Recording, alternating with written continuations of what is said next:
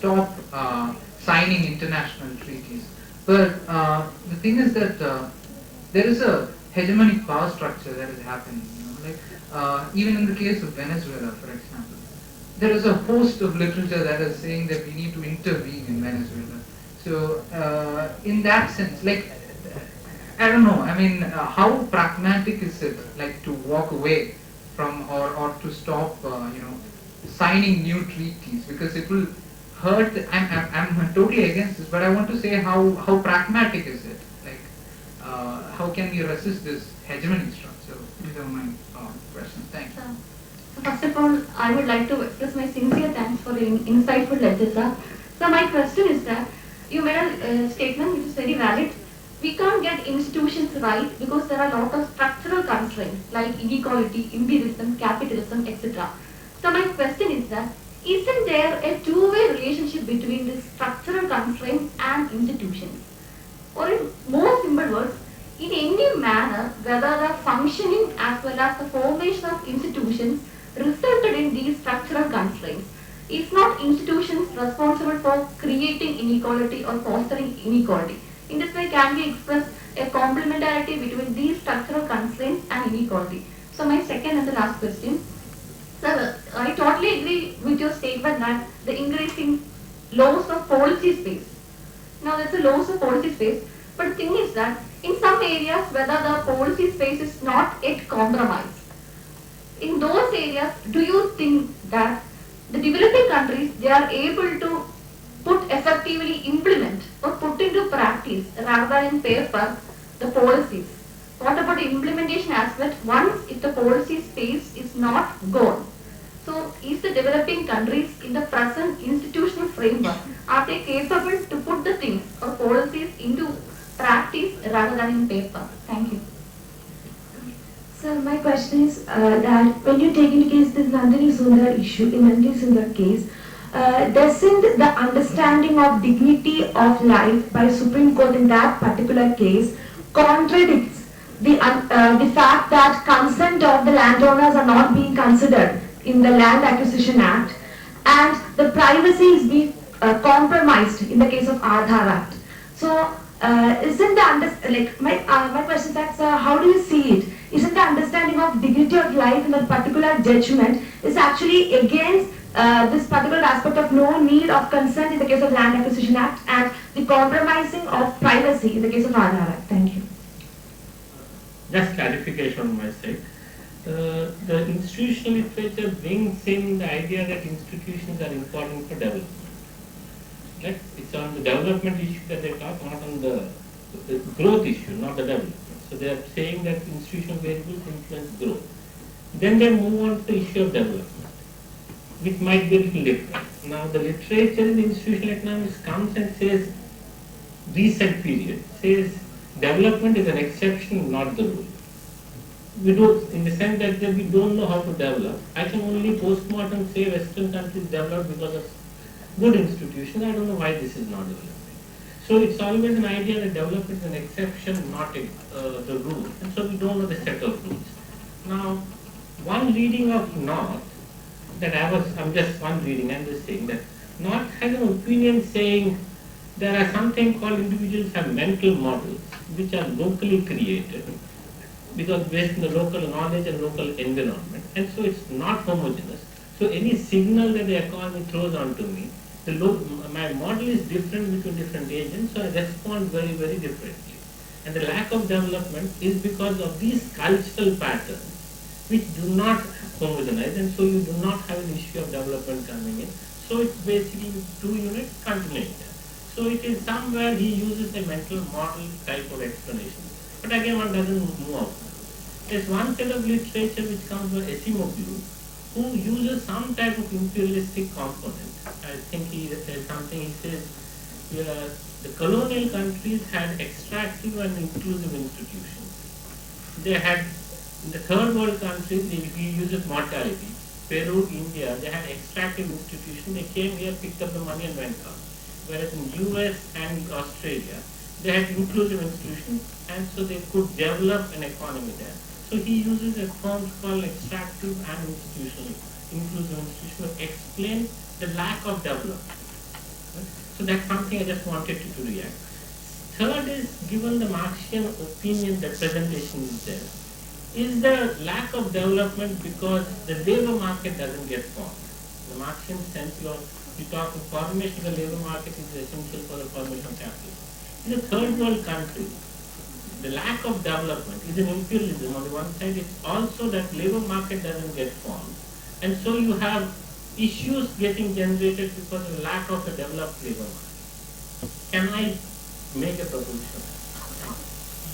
First, thank you all for those great questions, each one very remarkably insightful. Let me promise you, tell you in advance, I don't have the answers to most of them, and I'm searching for these answers. So I hope we can have keep this conversation going, because I think we need to address these questions that all of you have raised. Now, where do we begin to sort of look at the issues of institutions? So I'll begin with some of your questions and then move forward or backward rather. You're right, North did talk about, and so he had I mentioned he had distanced himself from the World Bank's sort of export of these law and development models. Although if you look at the current report, the 2017 report, they have gone beyond North, and they have tried to address issues like power asymmetries, etc. International influences for the first time they have injected.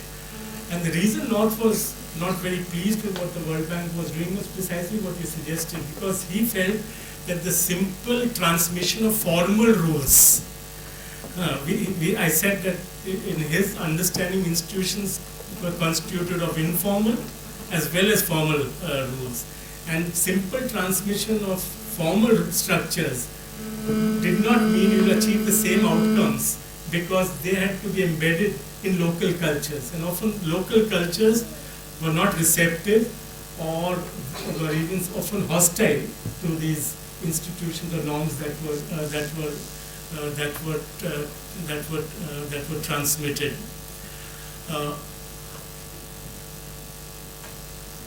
Now, why? So here's the question. The question I was asked was that why is the state not willing? I don't know. One of you asked to do what is right. Why is the state signing these treaties, these agreements? Or why is the state not so active in trying to recover the policy space that it does? Or why is the Indian state collaborating almost with what I call imperialist forces? Why is it so willing to sign agreements which have been demonstrated, at least in the case of some areas like IPRs and investment, to be inimical to the interests of the poor world? So why is it doing so? That of course takes us, which North addresses in great detail, to the question of the state itself, to the political institution. But my take is the following, which doesn't directly address any of your questions, but will give you a clue. So here's my understanding. My understanding is that with globalization, the nature of global class forces has changed. And that there has emerged, and I'm using categories that have been used by two sociologists, William Robinson and Leslie Sklair. There is a category of the emergence of a transnational capitalist class. And my understanding is that what you are seeing today in the era of accelerated globalization is the formation of classes at the global level, and not simply at the nation state level. Now earlier also we spoke about the comprador classes in the third world. But now we are not talking about the comprador classes, we are talking about classes which are actively collaborating or actively wanting to pursue the same policies as their counterparts are doing in the Western world. What that is resulting in is that there is a global class divide which is now superimposed on the North-South divide, or accompanies the North-South divide. So it's not any longer very useful to talk about the North-South divide. See, when it was the North-South divide, then the state pursued policies internationally which allowed it to oppose its policies. So that's why we had the non-aligned movement, we had G77, and we had other international political structures with which to oppose the global north on behalf of the global south. Those have been dismantled, and the reason they have been dismantled is partly the emergence of a transnational capitalist class which has captured state power in many of the developing countries. And therefore you do not see the Indian state as having policies or perceptions startlingly different from their counterparts in the global north. Whatever the rhetoric be, the rhetoric is different. Surely the rhetoric is different. But in terms of the essential policies, the vision is the same. The vision is the same. And so that's part of the problem. Then how do you make pragmatic interventions? How do you go about making pragmatic? That is why it's increasingly said that we must also talk about a global civil society. We must talk about international social movements. We must now truly talk about the unity of the international working class, etc. Because if there is a global class divide, and I'm putting it this crudely, then it is important to be able to mobilize the people who are the subjects of the oppression of this global class divide, if you have to bring about any change.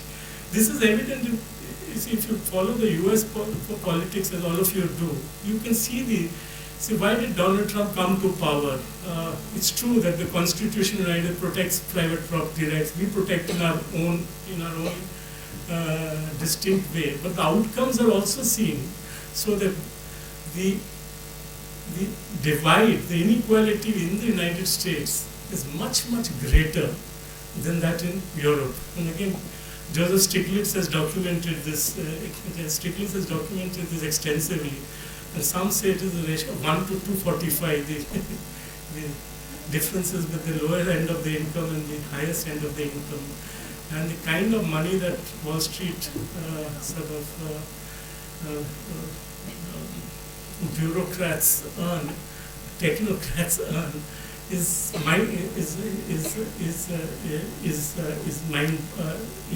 mind-boggling. The point I wanted to make was that because of this inequality divide, which was perceived better by the right wing than by the liberals or by the liberal left, Donald Trump rose to power on that, encashing that grievance, especially the element of dose of racism were thrown in. All I'm suggesting is that we need to capture that space. How it is done, that was the attempt of Occupy Wall Street movement.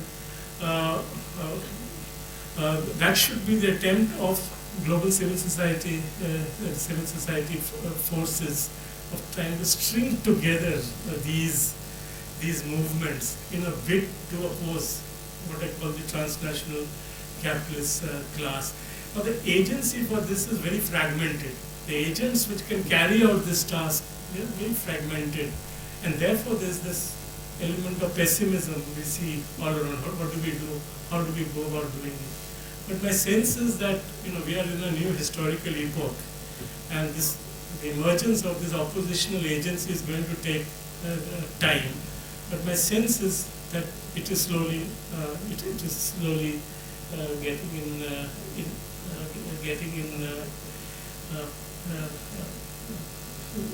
slowly finding its feet. I was asked about displacement. So this is again the part of the same sort of, the TCC. one doesn't care actually who it displaces, who it doesn't displace. But the most unfortunate part was that the left also did the same. So Nandigram and Singur are good learning grounds for all of us on what you did not know to do. Because usually the blame is attributed to Buddhadeva Bhattacharya for pursuing neoliberal policies and lacking sufficient imagination.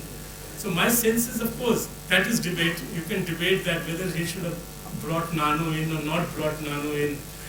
But I think the bigger mistake he committed was getting the state, the West Bengal government, to intervene, mediate between the landowners and the Tatas. If he had not done that, that's one. Second, if he had just read, and I really mean it literally, if somebody just read the UN guidelines on the rights of internally displaced persons, which has been evolved over a decade of time, will tell you what you shouldn't do. And now we have been arguing before the National Human Rights Commission that if you want to take away somebody's land, there must be prior and informed consent, which the government is unwilling to concede, the idea of prior and informed consent. But some degree of informed approval, if the West Bengal government had taken care of all of that, it would have been, it wouldn't have faced the kind of denouement that it confronted. Now I don't know if I've answered many of your questions. The labor issue is a very serious one. Then we need to get into the whole question again at the global level of the issue of the reserve army of labor. The whole question why migration has become so central a contradiction of our times. So there are a whole range of issues. So I'll just say that I think we are not doing enough homework in trying to articulate this alternative vision in a cohesive manner. We need to debate each of these issues. On each of these we can have different standpoints. But unless we have some kind of roadmap, we cannot go back to Marx's days. Marx has refused to offer any kind of map.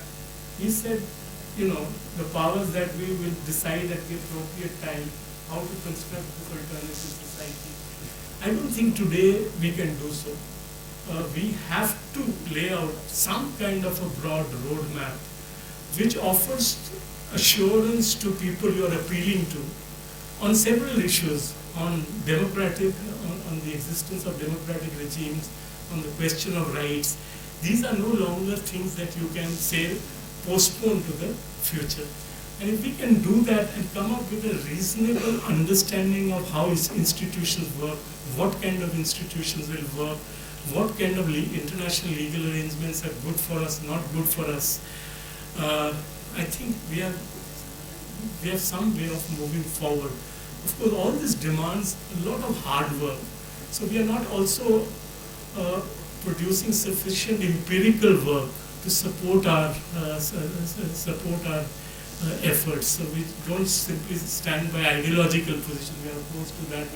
The left is not doing its homework sufficiently in producing the kind of work it should produce in order to validate its stance, in order to go to the people and explain to them the problems.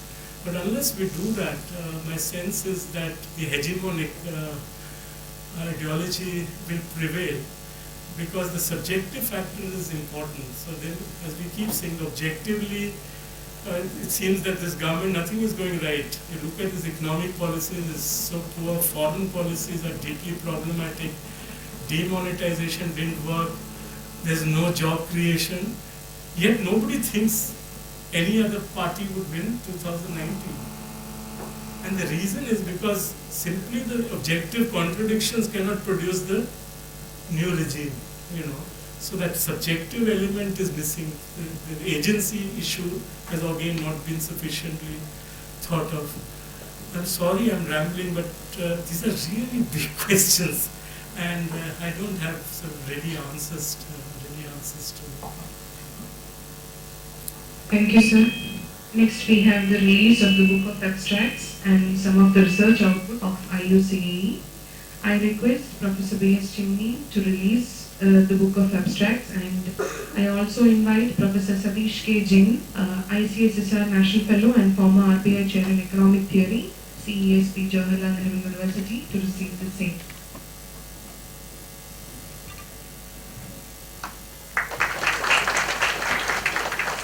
Next is the release of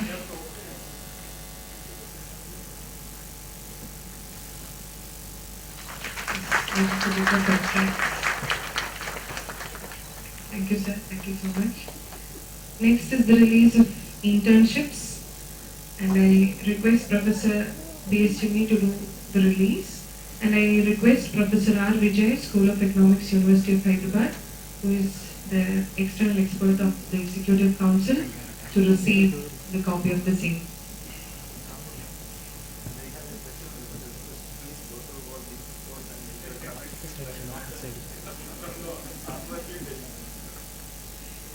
Yes, the internships of Vijay Sri Aram, Ansi John, Anamika Dinesh, Arya Devi, Anish Chandran, Tanita Ilu Philip, Abid Firdausi, Reshma Rajila, which is being released by Professor B.S. Chimney and received by Professor R. Vijay.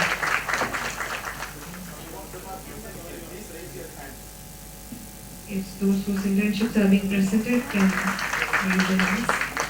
Yes, next is the associateships. There are 3 associateships: Dr. Godwin S.K., Dr. Deepa B., Dr. Sunja Begum N. I request Professor B.S. Chimney to release it, and Professor Vijay, I would like to receive the same. Thank you, sir. Sir, please don't go. Professor Vijay, sir, please don't go. There are 3 more projects that are being released today by Dr. Shamlal J.S., Dr. Anita V. and Dr. Anup S. Kumar. I request Professor Chimney to release the book, and yes, I think Anita ma'am is here. Shamlal sir is also here, I think. Yes. The lecture series of Mark Yin 1 is also being released here today. Yes. Thank you, Professor B.S. Chimney, and thank you, Professor Vijay. In the inaugural session's end, and may I invite Dr. Anita V., Associate Professor, Department of Economics, to deliver the vote of thanks. Professor Abdul Salim, Dr. M. Jayaprakash, Mr. Siddiq Rabir, Professor R. Vijay, Professor Sadish K. Jain, distinguished dignitaries, dear colleagues and dear participants.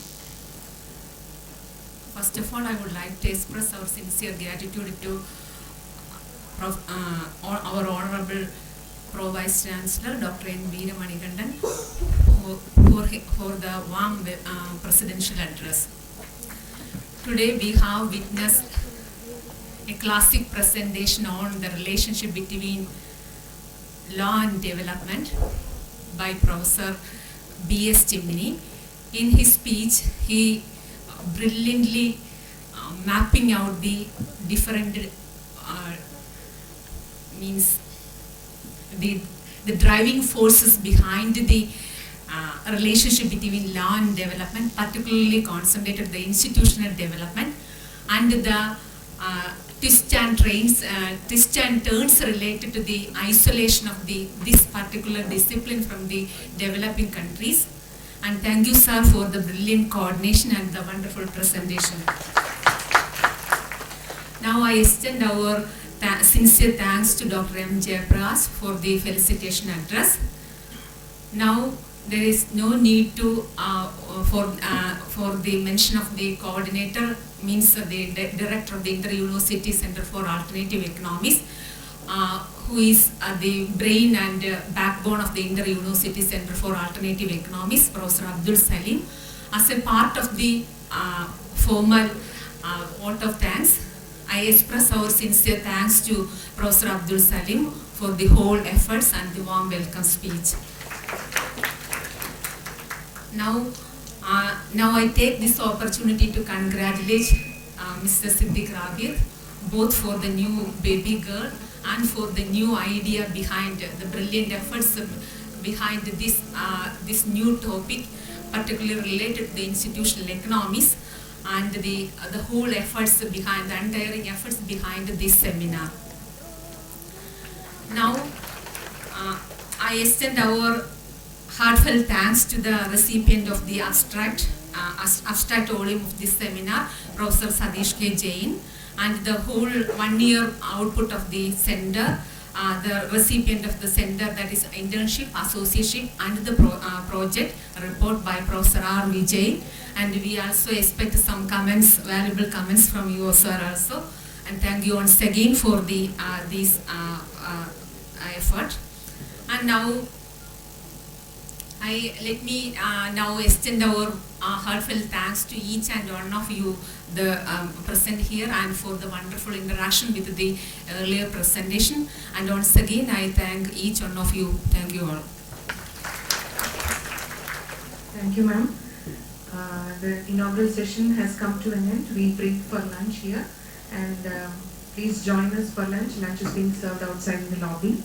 And we'll begin our next or the first technical session at sharp 1:30. I request all of your presence for the technical session and your valuable interaction also. Thank you.